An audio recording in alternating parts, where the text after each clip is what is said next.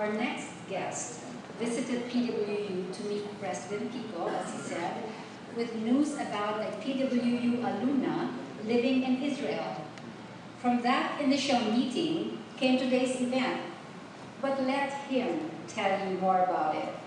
Ladies and gentlemen, please welcome His Excellency Ambassador Ephraim Ben Matityau.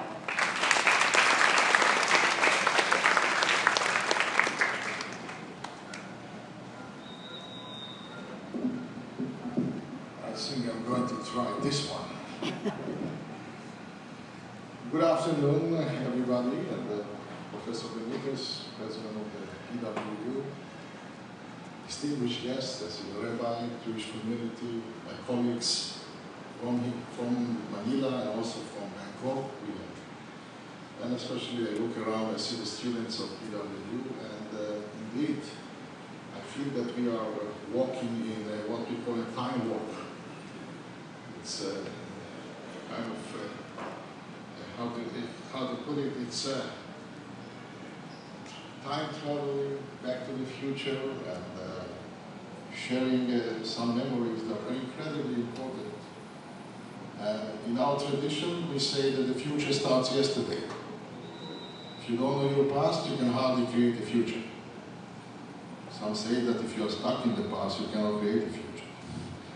But indeed, those are lessons of history, and we are very proud that one of our countrywomen, one of our members of the Israeli Jewish community in Israel, is a graduate of this very unique institution. She is a story that should be told. And I must admit that it's not told enough in the right context.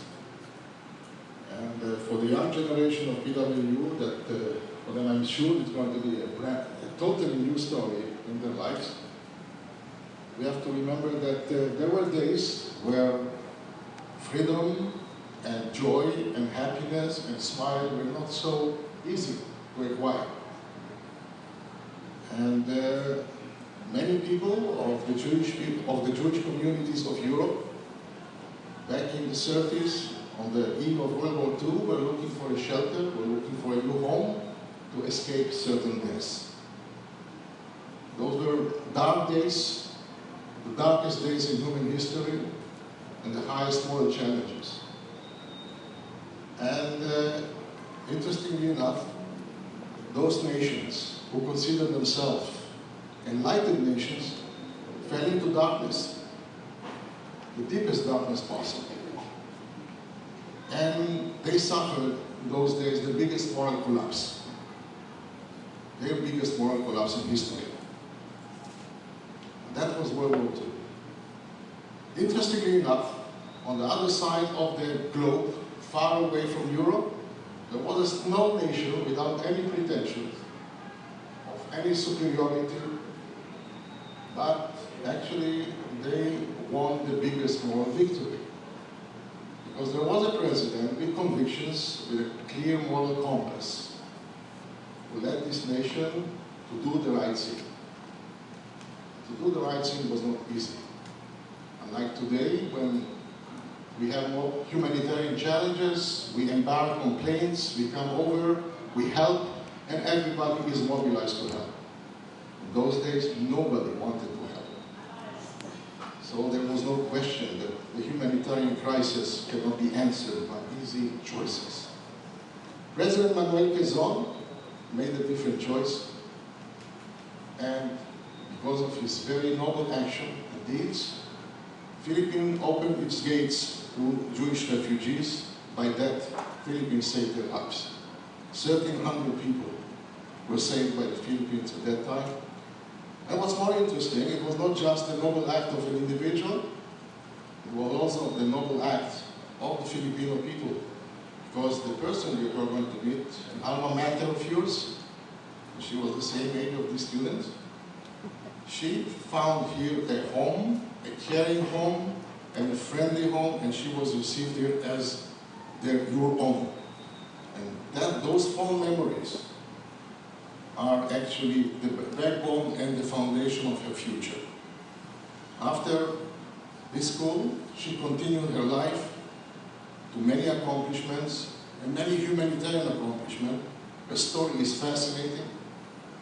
And her son, by the way, became also a member of a very important humanitarian organization of the Jewish communities. And he came back to Philippines last year with the story of Yolanda as a part of our humanitarian activities.